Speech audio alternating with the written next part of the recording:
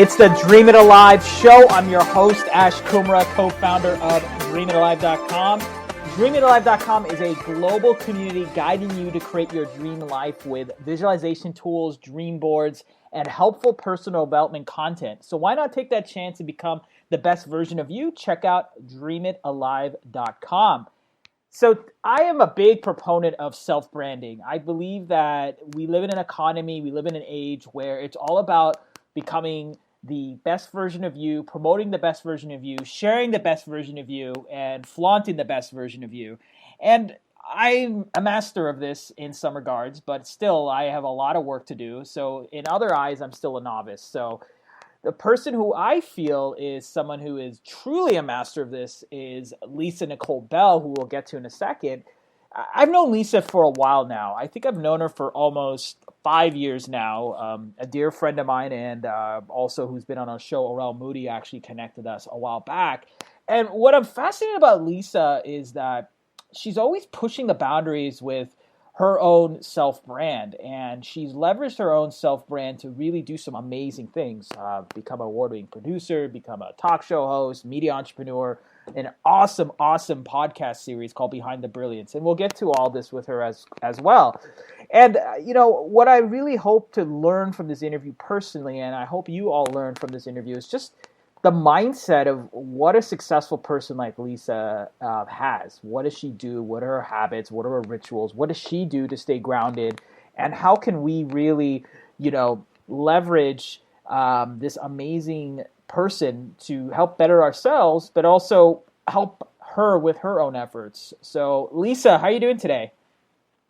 I am fantastic. I'm so excited to be with you. Thank you for having me. Hey, no problem. Well, Lisa, why don't you tell us a little bit about your background? Specifically, how did you get to where you are right now?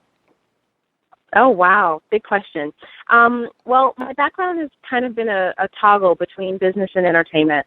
I went to school for business law, and during the time that I was in college, I was also working in the industry as an actress and a writer. Went on to write and produce a show that earned a NAACP Theater Award nomination, was involved in several other award-winning productions, stage and screen. And so it was really about me being able to find my own voice within the things that I wanted to do. I think a lot of people can relate to feeling like they're good at several different things, they're passionate about multiple things, and they're not quite sure how those things come together to carve out a niche for themselves. So I was really focused on saying, what can Lisa do really well that no one else can do as well as Lisa can?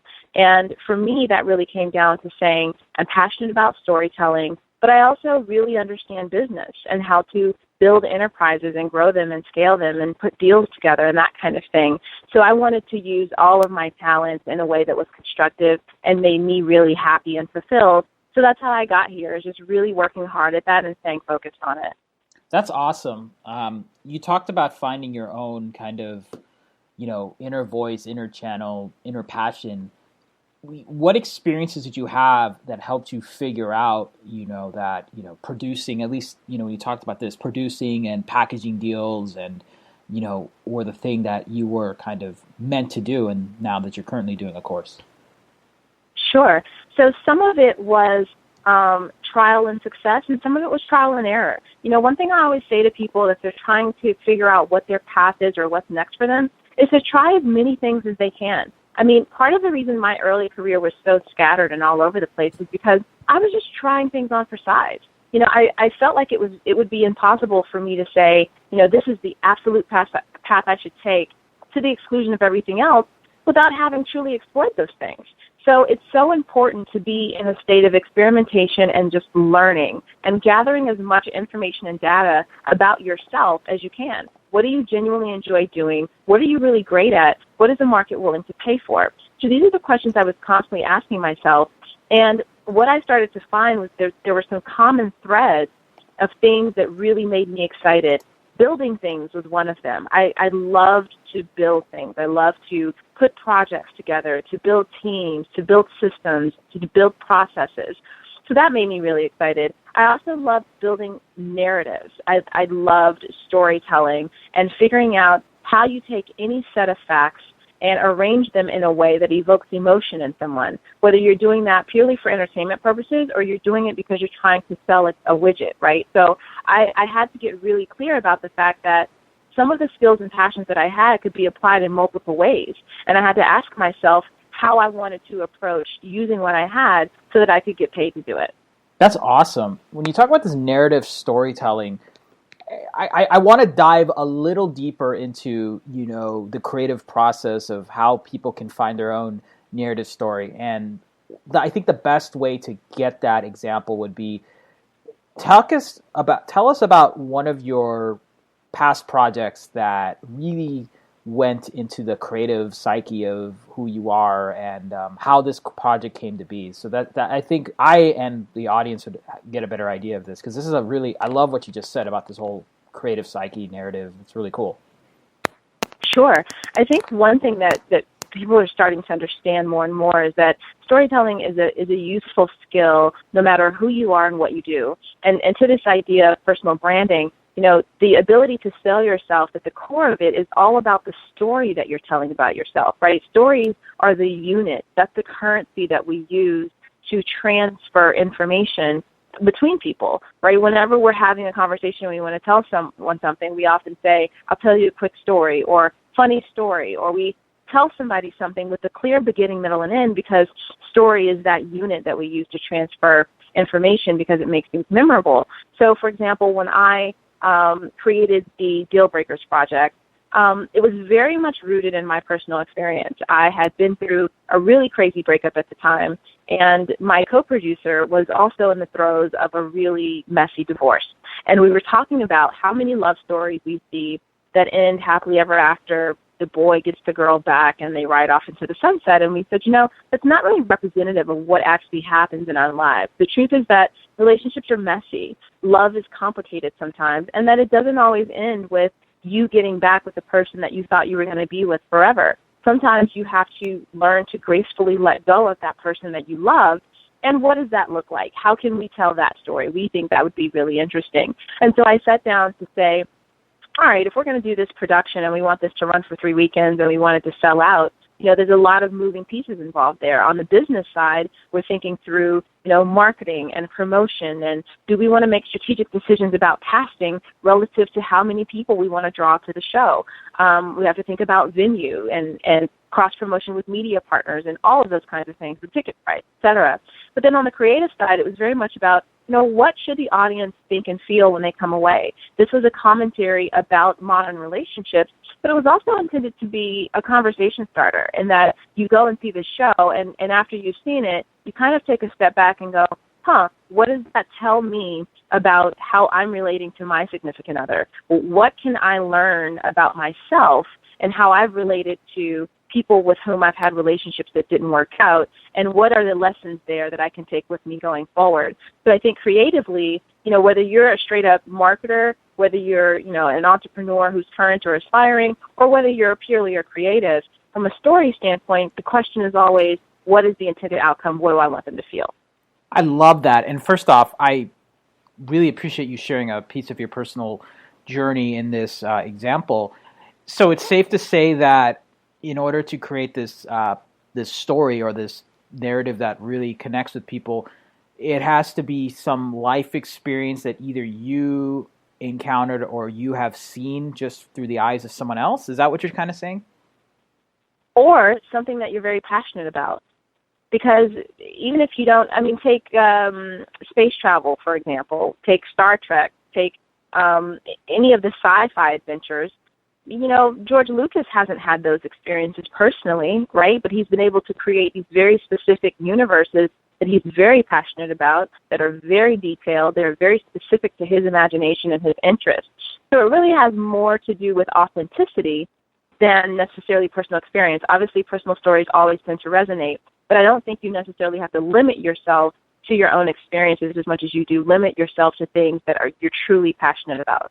I love that. Let's talk about your podcast for a second, because I think this kind of goes also in the realms of promoting awesome storytellers and people that have their own vision. Why did you create Behind the Brilliance, and what's the mission behind it? Yeah, that's a great question.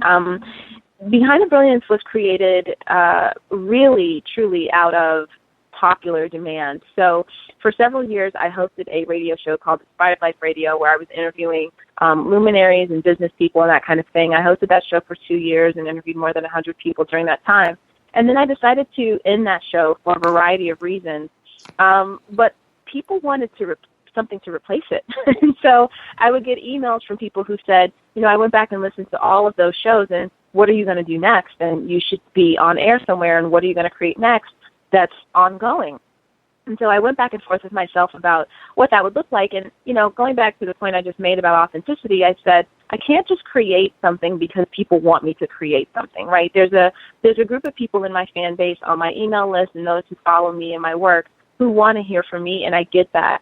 But it really does have to be authentic to where I am at this point in my life and career, my voice, what I want to say, what I think is important, and what I want to curate for my audience and the people who've come to trust me to bring them a certain type of content.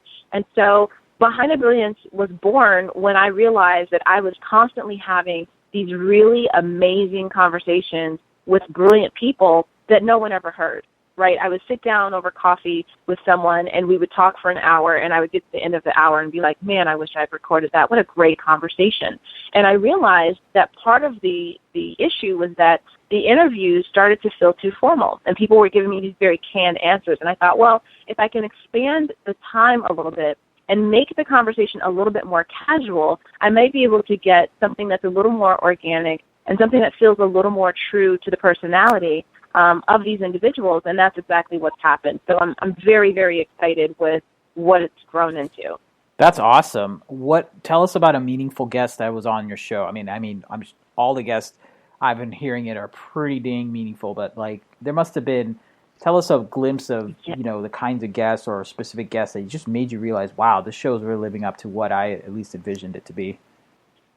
Yeah, well, I think that's an interesting question, and I'm going to answer it and not answer it at the same time. The answer to that question is that given the diversity of my guests, they've all been able to share something that was profound and insightful in its own way, right? So I've had Michael Starbury, who is a very successful screenwriter. He wrote The Inevitable Defeat of Mr. and Pete, which is a great featured film, and he's got a new TV deal with Comedy Central. Shane Snow, who's the CCO of Contently and also the author of Smart Cuts. I've had Colin Wright, who's a world traveler. I've had the creator of the Honest Toddler Twitter account and book. So many different people. Issa Rae is going to be on the show here in a couple weeks. And there have been some entrepreneurs. There's been Brandy Ford. She just won the HBO short film contest. So when you have that many different types of people, you kind of wonder, is there going to be anything cohesive about that? But there absolutely has been. So I would say that my favorite part has really been able to pull something interesting and engaging and insightful out of that many different types of people coming from so many disciplines. I love that. Well, I want to take a step back and go into this whole narrative storytelling. I mean, you talked about, examples of what you've done. You've talked about, this amazing show that kind of highlights other amazing storytellers and the narratives they're creating. I think one of the other things, at least me personally, and tell me if you agree, is it's one thing to be just creative. It's another thing to have daily habits and daily rituals that keep you grounded and also keep you focused on the bigger prize and not let, noise and other factors get in the way. What daily habits or rituals or things that you practice? And you can go as, into goal setting type tools to fitness type things to even spiritual things you do. I mean, if you're a very spiritual or religious person. So this is your podium. Sure. Yeah. I mean, I think that here's the thing.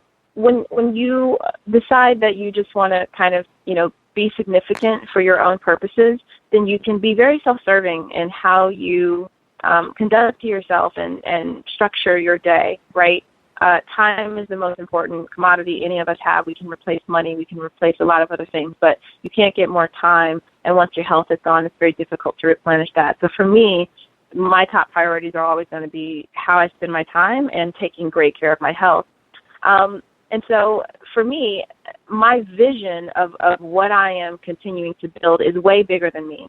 So I can't just say, what makes Lisa feel good, what makes Lisa happy. It has to be bigger than that. It has to be, yes, what makes Lisa feel taken care of, but what moves me closer to the realization of my broader vision that empowers millions of people. And when you think that way, you start to realize that every choice you make concerning your lifestyle, concerning your health and well-being, is not just about you. It's also about all the people you're intended to reach. So I do have several rituals. I journal every day. It just is so cathartic and helpful for me to get my ideas and thoughts out on paper. I pray every day. I kind of have a ritual that I just like to go through at some point during the day, not necessarily in the morning, but at some point I journal, I pray, I meditate, and I make a gratitude list, because those things really ground me. And when, my career is great. It's kind of a gift and a curse that every day is different. There are no 2 days that are alike. So on one hand, I get all of this great variety, but on the other hand, it's very easy for it to slip into feeling like organized chaos. And having a daily ritual helps me to stay extremely grounded, to help me be reminded of what's important. In terms of tools, I really love Trello. That's home base for me. That's where I keep my short, mid, and long-term goals, and I'm able to view them anywhere, anytime, every day, which is super helpful because I find that, when you're grinding and you're trying to make things happen, it's so easy to get bogged down in the details of every day and the distractions of the day, and you need to keep your eyes on the prize and be reminded that even when it's hard, even when you have setbacks, you have something that you're working toward. Aside from that, I'm really big on taking excellent care of my health, eating well, being sure that my lifestyle habits are consistent with longevity and wellness, making sure that I am getting sufficient rest, making sure I'm taking care of my mental health. A lot of entrepreneurs are prone to depression. I've had my battles with depression, so I make sure I run preventive maintenance on that often. And I think, as an ambitious person, you just have to realize that you have to hack your body and hack your life so that you can be as effective as possible. Okay, I loved what you said about the whole, preventative methods to end depression or move away depression, however you want to see it. The thing that I'm curious about, you talk about hacking, and I've been reading more, and even myself practicing myself, these different life hacks or growth hacking on myself, and even the way I do business. Would you mind sharing a life hack that you either have done to yourself or you have read about that just intrigues you, just for other people? Because I'm sure there's other people who are hearing this interview that will have some things going on in their life, and they're looking for some type of solution or hack to prevent it from happening again. Yeah, so one of them is, this idea of decision fatigue, right? The idea that there's a certain number of decisions that our brains can effectively make in any given day. And beyond that, the effectiveness of our decisions begins to diminish as we make more and more and more. And so this is why, President Obama wears the same suit every day. This is why Steve Jobs wore the same thing every day. This is why some people eat the same thing for breakfast every day. So one thing that I sat down and asked myself is, what decisions am I making Monday through Friday that could be automated or could be reduced in some way? One of them for me was breakfast. Why am I thinking about what I'm going to eat? That's stupid. Another was cleaning my home. That's not a good use of my time. When I look at the opportunity cost of an hour of my time, right, it makes more sense for me to pay someone to come in and clean for an hour than it does for me to take that time to clean, in part because there are other things I can be doing at that time, but also because I just don't enjoy it, right? So it's it doesn't make sense for me to be investing an hour of my time into something that I don't enjoy, that also does not yield a meaningful return for me in my life when I can outsource that to someone else affordably. So I had to do a complete audit on my life and say, where are the places where I can save time and improve the quality of my life in terms of my happiness and satisfaction? It's amazing how many little things that we can do that will measurably improve how satisfied and joyful we feel. So that's one thing. Another thing is something called the ultradian rhythm, Ultradian. And so this was created by a gentleman named Tony Schwartz. He runs something called the Energy Project. And the Energy Project just deals with really optimizing your physical energy. So we probably all have heard of circadian rhythm, which is just your sleeping and waking cycles. But ultradian rhythm deals with the physical energy levels and how much energy you have to do any given task.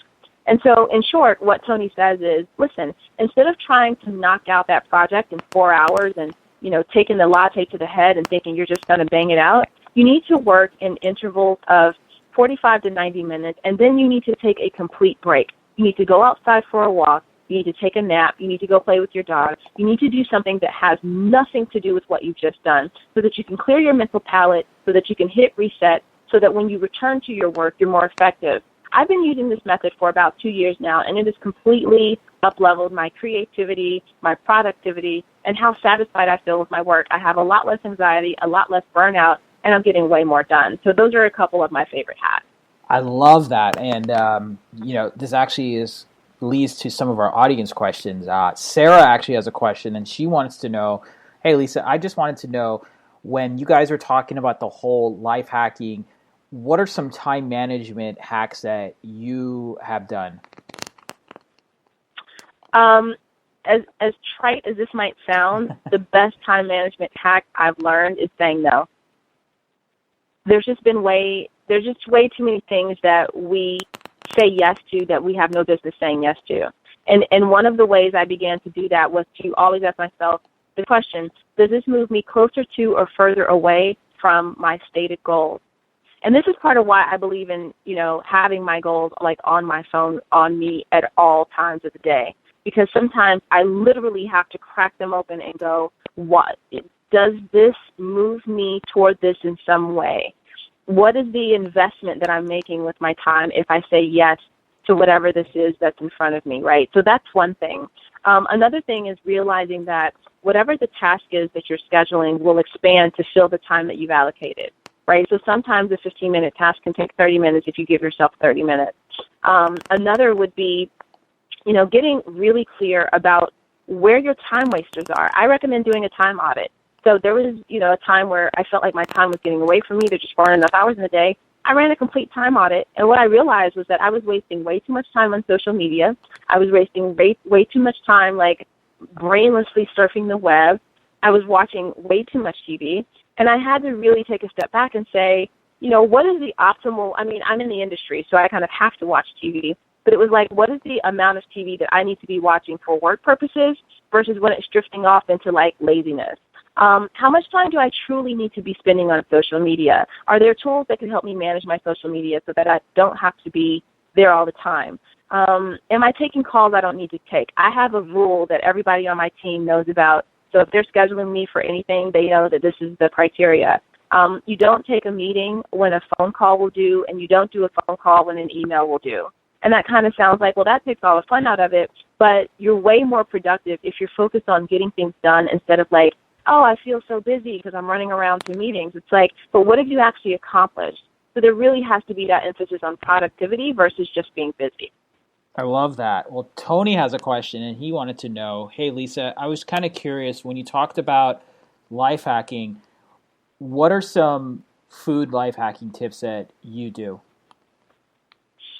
Okay, so I eat the same thing for breakfast every day. It's usually egg whites with spinach, green pepper, and black pepper, sometimes tomato, but it's just the same every day.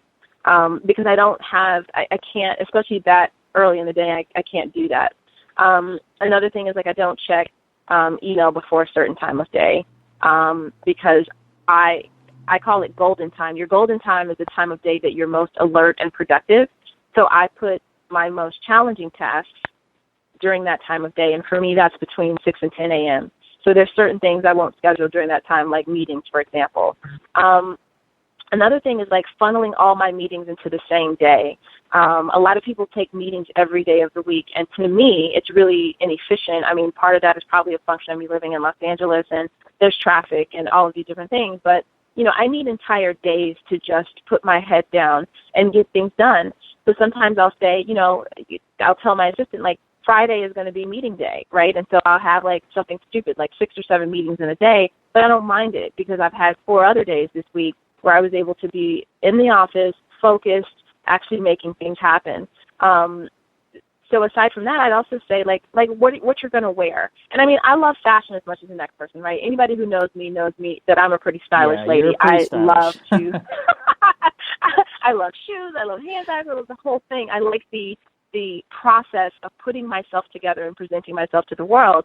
But it does contribute to decision fatigue. So instead, on Sundays, when I'm at my most relaxed and chill, I open my calendar and go, okay, what do I have going on this week? Okay, I'm on set this day, and I've got 3 meetings on that day. What am I going to wear? I can go ahead and put that together and set those things aside so that when that day comes, I don't wake up in the morning scrambling going, OMG, what am I going to wear? This isn't fit right. I don't like this color. Like, I've already figured that out. So I'm able to be in the zone and be focused on not what am I going to wear today or what am I going to eat today, but how am I going to show up at my best in this meeting? That's great. Michelle has a question, and this will be our final question before I ask some quick final questions. Who are some people right now in media and entrepreneurship that you look up to or you would like to learn from, and why? Wow, great question. Jeff Skoll.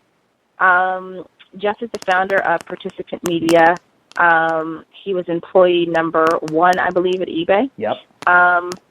He's just a brilliant guy, and I really admire that he's been able to really carve out a space for his vision, not for himself, because a lot of people don't even know who he is. A lot of people, you say that name, and they have no idea who that is. So it's not necessarily about him and his personal brand as much as it is about the vision he's created. His impact is nothing short of amazing. I really admire the approach that he's taken to building his business. Other people, I would say definitely Shonda Rhimes.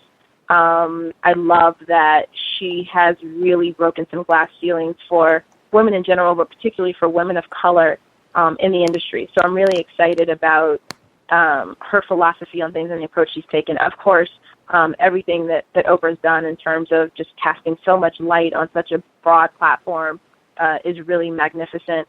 Aside from that, I mean, some of it is just looking at the strategies that people are using to get certain things done creatively. I'm a fan of Ryan Kavanaugh. I'm a fan of Ryan Seacrest. It's a pretty wide range of people. I'm a huge fan of Ellen DeGeneres. I love what she's now doing with diversifying into, consumer-facing goods and things like that. I tend to really resonate with people who have a very strong sense of self, and out of that sense of self, they burst a point of view, and they figured out a way to turn that point of view into a thesis that informs everything they do, whether they're on camera, behind the camera, creating a brand, whatever the case may be. I think that really is the core of everything that I strive to represent and everything that I want to do in my career. Okay, I find this very coincidental because I was actually going to ask you about Oprah, because you and I have had many conversations prior to this about, moguls, and, you and I call it our moguling time. And we've talked about Seacrest. We've talked about, you've talked about Oprah quite a bit. And I want to know, what is it about Oprah? And this is not only for my own interest, but I think for your, just why you aspire or look up to Oprah. Because here's my question. Oprah talks about live your best life. And Oprah herself has had some up and down struggles, yet we all still love her for that. Why is it that the world loves Oprah so much? What can we learn from Oprah? Because she's probably the ultimate self-branding guru. I mean, if you're a guru, she's a goddess. So I just want to know. I'm a grasshopper, and she's the master for sure. But you know what it is? We all crave authenticity. Okay. Right. There's something unique that happens when you are a person who can admit that you are flawed, but that you're reaching. Because that's what we all want. We want to all be safe with our insecurities. we'd like to, intuitively speaking, we'd like to evolve to a place where we can say, here are some things about me that are perhaps not what I would prefer them to be, but I am at peace with them. And in spite of my peace and contentment with those things, I'm still striving to evolve into who I am intended to be in the next season of my life. So when we encounter people who embody that, who are actively saying, look, I'm not perfect, and I've had my share of struggles, and I also can hold up a mirror to you and show you that about yourself. But in spite of that, we're still magnificent beings, that God still has a plan for us, that there's something wonderful that we're intended to do with our time here. That's what's resonant, right? Especially when you can figure out how you turn that big idea into a talk show, into reality shows, into scripted shows, into a live tour, into a book, and so forth and so on. So it's her clarity. I think it's also self-awareness.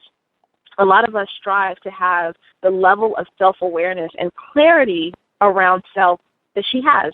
The reason her confidence level is where it is because she's so clear about who she is. And she's no longer in this space of trying to emulate anyone else or apologizing for who she is. She says, here I am. And it's divine, right? So you can't sully that with your opinion because God made me this way and it's magnificent. And I know what my purpose is, and I'm brave enough to live it out. So I think those are the reasons that we all just are in awe of her.